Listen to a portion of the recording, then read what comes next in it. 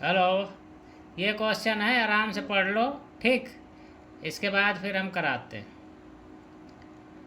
चलो, पढ़ लिए होगे या नहीं पढ़े होगे तो अब ऐसे बता दे रहे। माइक ऑन रखो, सब लोग अपना पूछ लेना जिसको नहीं समझ में आ रहा। CU डबल पॉजिटिव प्लस में ZN, यहाँ पे क्या है, ये जली लिखा हुआ। ठीक है, ये जली है, ये क्या है, ठोस है। ये ठोस है, ठीक है। यस। और इक्वल टू में क्या दिया हुआ है, CU। यहाँ पे फिर से ठोस लिखा हुआ है और प्लस में ZN। यहाँ पे भी डबल पॉजिटिव होगा, ये जली है। ठीक है, इस तरीके से क्वेश्चन है तुम्हारा। ठीक है। इसमें पूछ रहा है आक्सीकारक और अपचायक कौन है, इनका मतलब कारण देते हुए लिखिए। ठीक है, तो हमेशा आक्सीकारक अपचायक जो मिलेगा वो इधर ही मिलेगा। ठीक है, बाएं साइड में, दाहिने साइड में मत ढूंढियो कभी। ठीक, तो या इन्हीं में कोई एक आक्सीकारक होगा, वही में इसी में कोई एक अपचायक होगा। ठीक है, अब यहाँ पे अगर इस तरीके का सवाल आयन लगा के कभी दिया नहीं, तुम्हारे बुक में भी नहीं, NCERT में भी नहीं है, तो अगर आयन लगा के आ जाता तब क्या करोगे।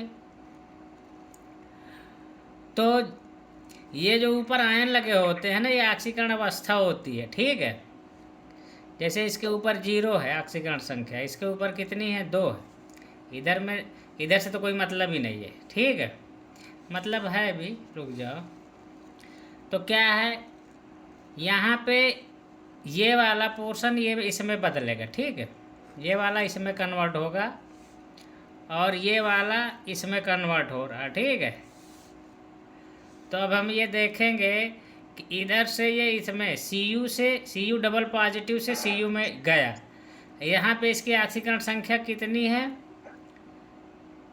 2। और यहाँ पे इसकी कितनी है, 0। तो ऑक्सीकरण संख्या घट रही है। जिसकी इसमें देखो, यहाँ पे इसकी ऑक्सीकरण संख्या 0 है, कुछ नहीं है तो 0 मान लेंगे।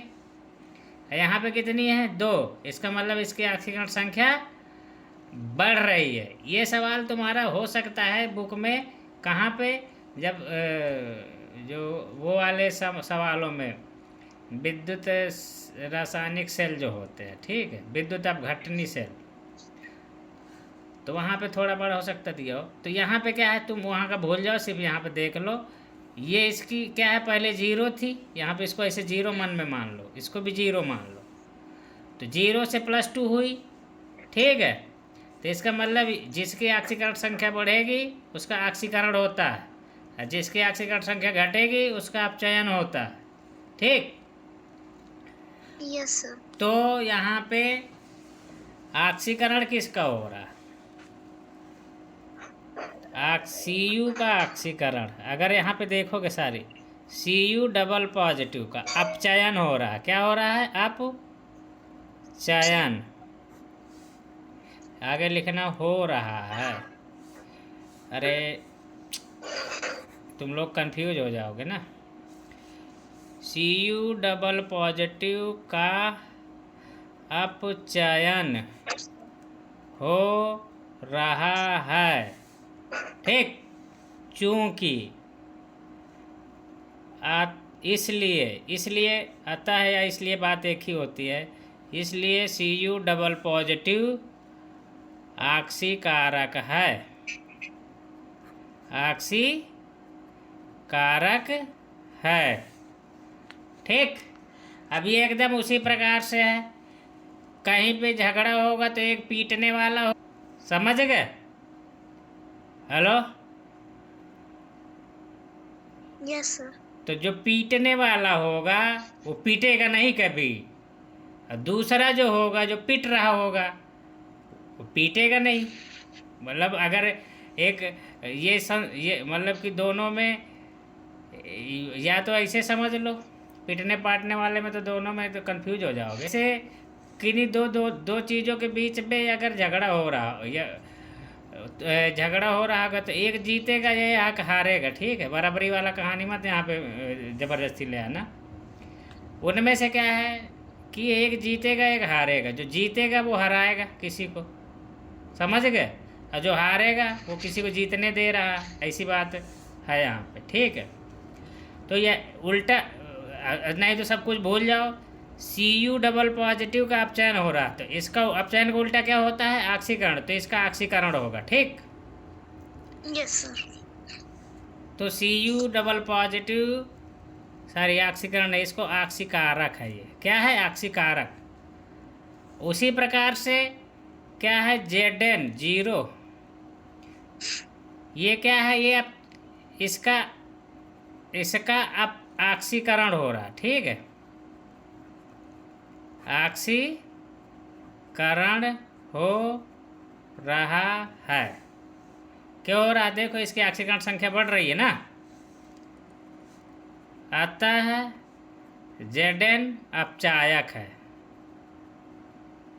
अपचायक है। ये बात मेरी समझ में आई कि नहीं तुम लोगों के, हेलो। Yes sir.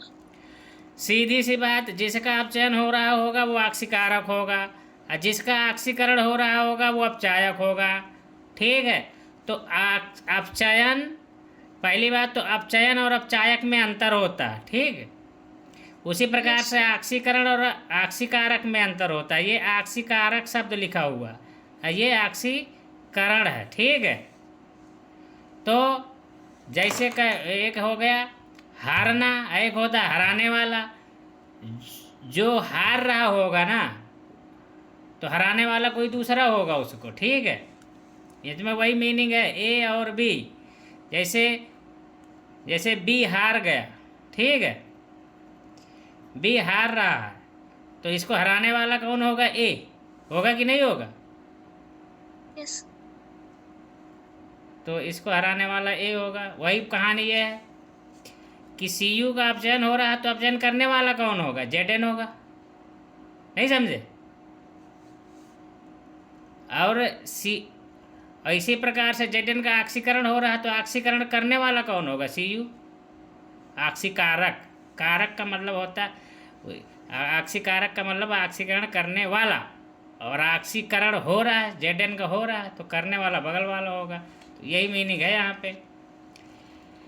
यहाँ पे क्या है, सबसे पहले, अब यहाँ पे सब सारी बात क्लियर हो गई है। सबसे पहले हमेशा देखना किसका आक्सीकरण हो रहा है, किसका अपचयन हो रहा है। ये क्या होगा, यहाँ पे लिख लेना, यहाँ पे क्या है, अपचयन हो रहा है, ठीक है। या तो यहाँ पे लिख सकते हो Cu का अपचयन, यहाँ पे Zn का आक्सीकरण, ठीक। आक्सीकरण का मतलब आक्सीकरण संख्या बढ़ना, अपचयन का मतलब होता है घटना, ठीक। ये सवाल क्लियर हुआ कि नहीं, अभी डाउट हो तो बता दो। पिछले वाला तो क्वेश्चन मैंने रिकॉर्ड नहीं किया, लेकिन इसको कर दे रहा हूँ। चलो उस वाले सवाल को एक बार, चलो देखो, जब भी कभी आ जाए √2, √3, √4 कुछ भी आ जाए, इसके अंदर कोई भी संख्या लिखी हो, सबका सेम तरीका होगा प्रूफ करने का। तो मान लेना कि माना √2 एक परिमेय संख्या है, अतः √2 = P/Q के फॉर्म में लिखे, P/Q, जहाँ P और Q सहभाज्य संख्या है तथा Q does not equal to 0, इतना लिखना पड़ेगा। इसके बाद फिर √P/Q को स्क्वायर कर दोगे, ये मिल जाएगा। स्क्वायर करने के बाद इस Q को इधर ले आओ, ठीक है, जिधर 2 है उधर की तरफ को इधर इसको ले आओ, दोनों को इक्वल बराबर कर लो, बटे पे सब कुछ, बटे में कोई नहीं होना चाहिए। जब नहीं होगा तो P के बराबर में क्या आ गया, 2 भी है, 2 P और Q दोनों गुणे में है, तो जब दोनों में गुणे में है तो P का 200% गुण, इसका गुणनखंड होगा, ठीक है, P का, ठीक है। तो इसी बात को ऐसे लिख सकते हो कि P 2 से विभाज्य है, ठीक।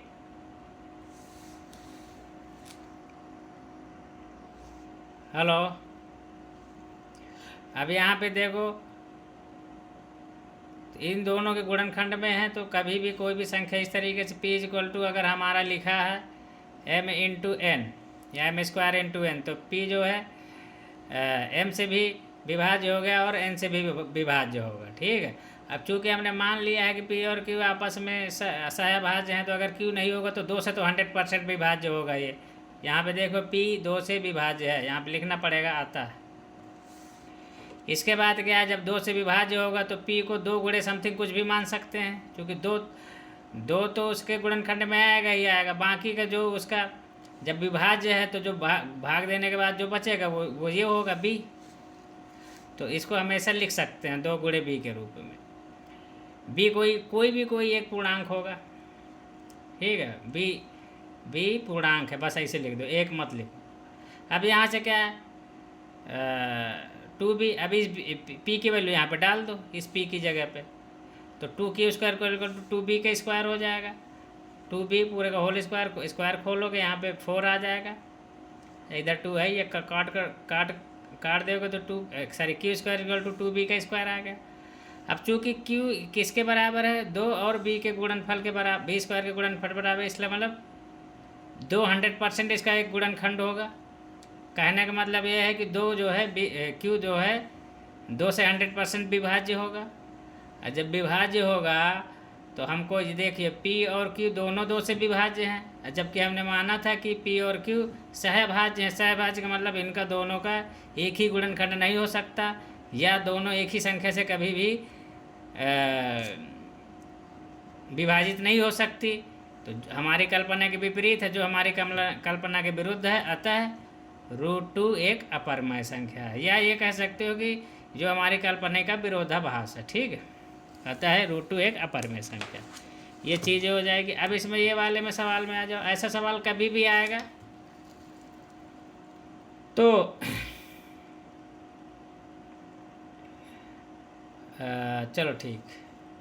अब इसमें क्या है, ऐसे सवाल करने के लिए इस सवाल में थोड़ा सा ध्यान दियो, जो लोग अगर वीडियो के ही भरोसे हों, शुरू में नहीं पढ़े हों, तो ये जो हमने माना था p और q सहभाज्य है, ये यहाँ पे मान लिया था, शुरू में ही मानना पड़ता। ठीक है, इस केस में सहभाज्य हम नहीं मान रहे हैं। ठीक है, इसमें सिर्फ इतना मान रहे हैं कि p और q एक पूर्णांक है और q does not equal to 0, बस इतना मान रहे हैं और कुछ नहीं मान रहे ऐसे सवालों के लिए। तो अब इसमें क्या करेंगे, 5 प्लस में 2√3 इक्वल टू p अपान में q है। इसमें क्या करेंगे, जो अंडर रूट के अंदर है उसको एक तरफ रखेंगे, बाकी सबको एक तरफ ले जाओ। ठीक है, तो क्या करोगे, 2√3 p बाई q माइनस 5। अब और भी सॉल्व करोगे तो √3 equal to p minus 5q upon में ये वाला 2 इधर आ जाएगा, 2q, इतना आ जाएगा। ठीक है, हेलो, यस सर। अब इसके बाद उसका, ये तो ऐसे ट्रिक था। देखो यहाँ पे क्या है कि √3 तो अपरिमेय संख्या है, ये मुझे पता है, तुम्हें भी पता है। ठीक है, हेलो, एक चीज़ और बता देते हैं, भी ऐसे सवाल आएंगे तो उनमें क्या है, √3 एक अपरिमेय संख्या है, हम ऑलरेडी प्रूफ कर चुके हैं, तो उस कॉन्सेप्ट को यहाँ यूज करेंगे। जैसे √3 √2 ये सारी अपरिमेय संख्याएं होती हैं। ठीक है, पूर्ण वर्ग संख्या न हो, जैसे 4 है, 9 है, 16 है, अंडर रूट के अंदर पूर्ण वर्ग को छोड़ के वो कोई भी संख्या होगी अपरिमेय संख्या होगी, तो उसको हम यूज करेंगे। उसको तो √3 को कभी परिमेय संख्या यहाँ पे प्रूफ नहीं करेंगे, वो ऑलरेडी मान के चलेंगे। ठीक है, ऐसे सवालों में तो ये तो अपरिमेय संख्या है। ठीक है, अपरिमेय। ठीक, हेलो, हेलो, यस सर। ये वाला परिमेय है, क्यों है मैं बता रहा हूँ, सुनो पहले। q क्या है, पूर्णांक है। ठीक है, यस। और 5 भी पूर्णांक है। तो तुम लोग को भी एक चीज़ नहीं पता है, पूर्णांक इंटू पूर्णांक हमेशा पूर्णांक आता है। पहली बात तो ये जान लो, ये किसी को नहीं पता है। पूर्णांक प्लस चलो स्टार्टिंग से लिखते हैं, पूर्णांक प्लस पूर्णांक, पूर्णांक होगा, पूर्णांक माइनस पूर्णांक, पूर्णांक आएगा हमेशा, पूर्णांक गुणे पूर्णांक हमेशा पूर्णांक आएगा, और पूर्णांक बटे पूर्णांक, ठीक है, हमेशा पूर्णांक आएगा। बस इसमें ये है कि जैसे मान लो ऊपर वाला पूर्णांक I1 है, नीचे वाला पूर्णांक I2 है, अलग अलग पूर्णांक मान लेते हैं, ठीक है। सेम सेम भी होगा तो कोई दिक्कत ही नहीं है। इसको I3 मान लेता हूँ, ठीक है। तो ये भी पूर्णांक ही कोई होगा, बस इसमें ये है कि नीचे वाला जो हर वाला पूर्णांक है वो 0 ना हो, ठीक है, इस वाले के लिए, लास्ट वाले के लिए। बात समझ में आई? अब इसको मैं ऐसे भी कर सकता हूँ I1 + I2 I3, I का मतलब होगा पूर्णांक, ये कोई एक पूर्णांक है, ये कोई दूसरा पूर्णांक है, दोनों का योगफल पूर्णांक ही आएगा। ये कोई पूर्णांक है, ये कोई दूसरा पूर्णांक है, इसका जो माइनस करेंगे प्लस तो भी कोई पूर्णांक ही संख्या आएगी, ठीक है। ये कोई पूर्णांक है, ये कोई पूर्णांक है, इन दोनों का गुणनफल भी पूर्णांक संख्या ही आएगी, ठीक है। इस तरीके से इसको समझ लो। तो मोटा मोटा ये चीज़ जब तक नहीं जानते तब तक इसको कैसे प्रूव कर देते हैं, सब आंख मूंद के कर देते हैं। ये लिखने की ज़रूरत नहीं है, केवल समझने की ज़रूरत है। ये कभी लिखते नहीं यहाँ पे, लेकिन हो क्यों जाता है ये जान लो। सुन लो पहले, देखो इधर, हेलो, यस देखो 5 में 5 क्या है, पूर्णांक है, ठीक। क्यों भी पूर्णांक है, मान के ही चले थे, शुरू में चले थे कि नहीं? Yes sir. तो 5 ये भी पूर्णांक, ये भी पूर्णांक, तो पूर्णांक का गुणनफल पूर्णांक। अब P भी पूर्णांक है, हमने शुरू में ही मान लिया था। तो ये दोनों पूर्णांक प्लस पूर्णांक इंटू पूर्णांक पूर्णांक, अब पूर्णांक में पूर्णांक घटाओगे तो पूर्णांक ही आएगा, आएगा कि नहीं आएगा? Yes sir. अच्छा, ये नीचे 2 क्या है, पूर्णांक, और Q भी पूर्णांक है, तो पूर्णांक गुणे पूर्णांक पूर्णांक आएगा कि नहीं आएगा? Yes sir. तो ऊपर भी पूर्णांक, नीचे भी पूर्णांक, तो पूर्णांक बटे पूर्णांक पूर्णांक ही आएगा। Yes sir. सॉरी, ये पूर्णांक अपान पूर्णांक डज नॉट, ये गलत है, ये गलत है। पूर्णांक बटे पूर्णांक पूर्णांक नहीं हो सकता, ठीक है, ये वाला गलत है, ठीक है। बाकी सब सही है, ठीक।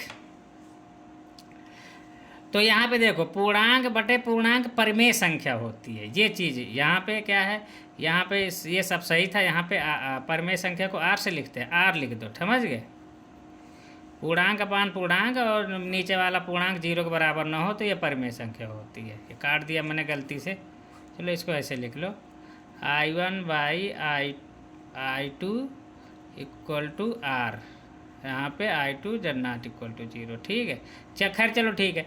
यहाँ पे क्या है, ऊपर भी पूर्णांक नीचे भी पूर्णांक, ठीक है। तो पूर्णांक अगर किसी भी संख्या में ऊपर भी पूर्णांक हो नीचे भी पूर्णांक हो तो उसे हम परिमेय संख्या मान लेते हैं, ठीक है। बस नीचे वाली संख्या क्या हो, 0 ना हो जाए। 0 कैसे हो जाएगा, क्यों, जब 0 के बराबर है नहीं, ठीक है। तो 0 के अलावा कुछ भी होगा, तो कुछ भी हो 0 के अलावा, तो उसमें 2 का गुणा भी कर दोगे तो वो भी 0 कभी नहीं होगा, ठीक है। तो इस वजह से इसको तुम लोग आंख मूंद के परिमेय संख्या बोल देते हो। ये क्या है, परिमेय। क्यों है, पूर्णांक बटे पूर्णांक, और जहाँ पे इसका अंश भी पूर्णांक, हर भी पूर्णांक, और हर क्यों 0 के बराबर नहीं है, इस वजह से यहाँ पे रीजन क्या है, P-5Q, ये क्या है, पूर्णांक है, पूरा संख्या, और 2Q भी पूर्णांक है, 2Q भी पूर्णांक है, और 2Q ≠ 0 है। ये तो क्लियर है। जब Q नहीं 0 होगा तो Q को में 2 का गुणा भी कर देंगे तो तब भी वो 0 के बराबर नहीं होगा, ठीक है। तो इन तीन, ये इस वजह से ये परिमेय संख्या है। अभी मैं किसी को नहीं बताया होता, अभी पूछ लेता मैं। अभी देखो, अभी तुम अपनी क्लास में पूछ लेना जाके, 2Q अपान में P-5Q, ये परिमेय संख्या होगी कि नहीं होगी, बोलो। पर ये होगी। ये इसके बारे में कुछ नहीं बोल सकते कि होगी कि नहीं होगी, क्योंकि P और P-5Q है ना, यस। P-5Q, ठीक है। मान लो P जो है 5Q के बराबर हो जाए, समझ गए। जैसे मान लो मैं P = 5 ले लूँ और Q = 1 ले लूँ, ठीक है। तो यहाँ पे रखोगे तो 0 नहीं हो जाएगा इसकी वैल्यू, तो हमको पता ही नहीं है कि ये वाली वैल्यू जीरो है कि जीरो है कि नॉन जीरो है, तो इसके बारे में कुछ नहीं बोल सकते कि ये परमेय है कि अपरमेय है, समझ गए। लेकिन इसके बारे में कन्फर्म बोल सकते हैं, क्योंकि नीचे अकेले क्यू है, अकेले क्यू में किसी भी संख्या का गुणा करो वो हमेशा जीरो तो कभी हो ही नहीं सकता, समझ गए। यस। तो ये इस वाले को कोई नहीं बता पाएगा तुम्हारे यहाँ, ये तो मैं इसे बता रहा हूँ। खैर चलो, तो अब तुम क्या है ना कि कोई भी सवाल को घुमा के दे देगा तो सॉल्व कर सकते हो। तो कहने का मतलब ये है कि मेरे जैसे जैसे तुम्हारे में आ जाए 6 प्लस में 3√5, इसको परमेय संख्या अपरमेय संख्या प्रूव करना है, ठीक है। या चलो ठीक है, इस तरीके का तो कर लिया। मान लो 3√5 आ जाए, कह दे इसको प्रूव करो कि यह परमेय संख्या है, ठीक है। तो इसके क्या क्या करोगे, इसको भी P अपान Q के रूप में मानोगे, जहाँ P कामा Q पूर्णांक है,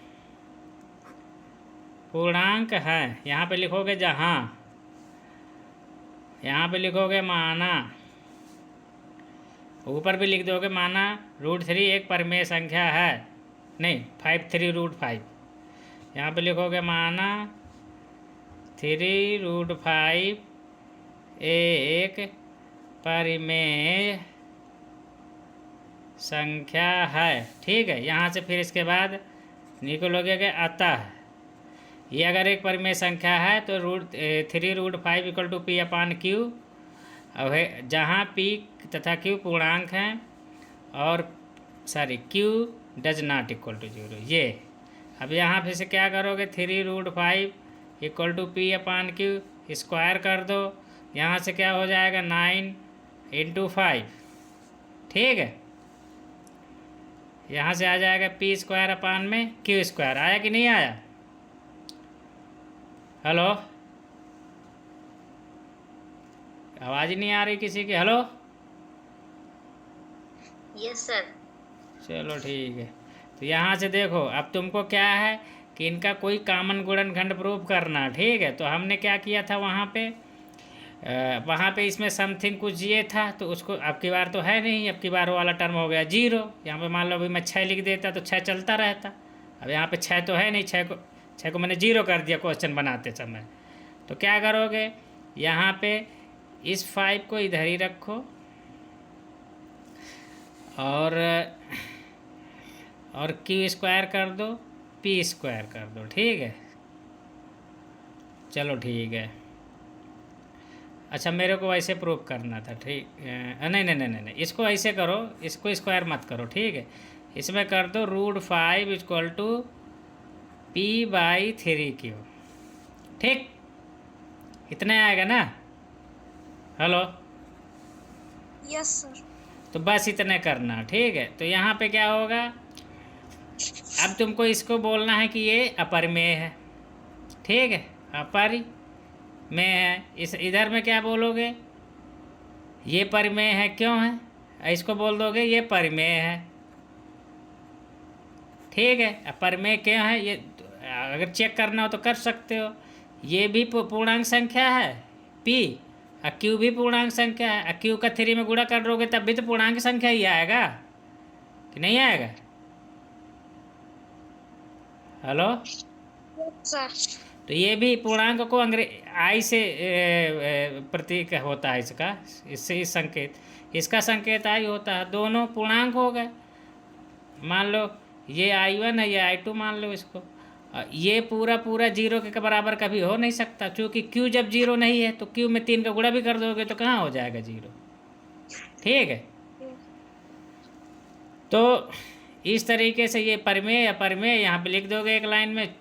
अतः ये हमारी कल्पना के विरुद्ध है, यह हमारी कल्पना का विरोधाभास है, अतः दी गई संख्या 3√5 अपरिमेय संख्या, ठीक है। यहाँ पे क्या किया है, यहाँ पे अगर इन केस यहाँ पे 6 होता तो क्या होता, यहाँ पे तुम्हारा सॉल्व होके क्या आता, यहाँ पे फिर तो तुम्हारा आ जाता √5 इक्वल टू P-6Q अपान में 3Q, ऐसे आ जाता। फिर इसको अपरमेय बोल देते, इसको परमेय बोल देते, ठीक है। यस। ठीक, फिर से ये यहीं से भी सॉल्व हो जाता है कि ये भैया एक अपरिमेय संख्या। मैंने क्या किया है, 6 को गायब कर दिया तो ये वाला टर्म 0 हो गया, ये वाला टर्म 0 हो गया इस क्वेश्चन में। ठीक है, तो उसके अलग से बुद्धि मत लगाने लगना, चूँकि ऐसा सवाल तुम्हारे बुक में भी नहीं है, तो इसको उसको भी ऐसे ही सॉल्व कर देना। ठीक है, जब 6 नहीं होगा तो यही वाला टर्म तो 0 होगा बस। ठीक है, यस इसमें एक सवाल है भी, 11 नंबर है ना, 11 नंबर है तुम्हारे में ऐसा सवाल। ठीक है, कुछ बात समझ में आ रही कि नहीं आ रही? Yes sir. तो √5 कैसे सिद्ध करोगे? जैसे 2, जहाँ जहाँ 2 लिखा है वहाँ √5 कर दो। ठीक है, और जो रटे हो सब सही रटे हो। ठीक है, बस मैं ये तुमको बताना चाहता था कि तुमको सही बात पता हो। ठीक है, जो तुम लोगों को स्कूल में रटाया गया है उससे नंबर पूरा फुल में फुल मिल जाएगा, कोई टेंशन वाली बात नहीं है, लेकिन जान लो। ठीक है, और उसके अलावा कुछ एक्स्ट्रा लिखना भी नहीं है, लेकिन अगर तुम स्टेप्स जानोगे, बीच में कहीं भूल गए तो कम से कम उसको सुधार लोगे। ठीक है, अपने मन से सोच के लिख सकोगे, इसलिए मैंने बताया। ये वाले में क्या है, यहाँ पे 3 की जगह 10, 20, 30, 40 कुछ भी हो, 2 की जगह 10, 20, 40, 1, 2, 3, 4 कुछ भी दुनिया की संख्या हो, 5 की जगह कुछ भी हो, सब चलेगा। समझ गए? एक ही तरीका होगा, जो कि यही तरीका ये वाला इसका। ठीक है, इसका अलग से रटने की ज़रूरत नहीं है। 5 की जगह 10 है तो हर जगह 10 10 कर दो। 3 की जगह अगर 6 है तो 6 6 कर दो। तो इसमें से किसी एक का डेरिवेशन सीख लो। ठीक है, मैंने करा दिया है। ये जैसे मेरे इसमें 2 है तो 2 नीचे लेके चले आना, 2 नीचे लेके मैंने करा भी दिया है, कराया ना। ठीक है, तो तुम्हारे में ये वाला जैसे है, ये वाला कर लोगे। ठीक है, सबका सेम प्रोसीजर होता है। सिद्ध कीजिए, जैसे इसमें क्या है, सॉल्व करते समय इसमें क्या है, जब इसको सॉल्व किया इसने, देखो यहाँ पे 5 - a/b किया है। अब अगर यहाँ पे √3 होता तो बटे में 2 आ जाता है इसके सॉल्व करते, तो हालांकि इसने पूरा किया नहीं तो इसमें क्या है, 5 क्या है, एक परिमेय संख्या है, a/b भी एक परिमेय संख्या है। ठीक है, यहाँ से भी मैं प्रूव कर सकता हूँ, लेकिन ज़्यादा तरीके मत सीखो, जो मैंने बताया वैसे कर लो। ठीक है, हेलो, यस बहुत सारा तरीका सीख लोगे तो फिर कंफ्यूज हो जाओगे। ये वाला सिद्ध कीजिए निम्नलिखित अपरिमेय संख्या है 1/√2 को अगर सिद्ध करना है तो 1/√2 को अगर करना है तो इसको ऊपर नीचे √2 का गुणा करके पहले इसको √2 बना लो। ठीक है, हेलो, यस सर। अब फिर सॉल्व कर लेना। ये 7√2 तो ऐसे ही हो जाएगा, इसमें बस 3 की जगह 7 कर देना, 2 की जगह 5 कर देना। 6 + √2 है तो माइनस, ये वाला उदाहरण में दिया हुआ है, तो इस तरीके से कर लेना। ठीक है, तो इस तरीके से सारी परिमेय संख्या सॉल्व हो जाएंगे। परिमेय संख्या वाला सबसे कठिन है, बाकी तो सब कर ही लोगे। ठीक है, कितना टाइम हो गया, 10:19 हो गया। Hello, yes sir. अब हाइट एंड डिस्टेंस का ये ऋतु बता रही तुमको, हाइट एंड डिस्टेंस में दिक्कत होती है क्या? क्यों?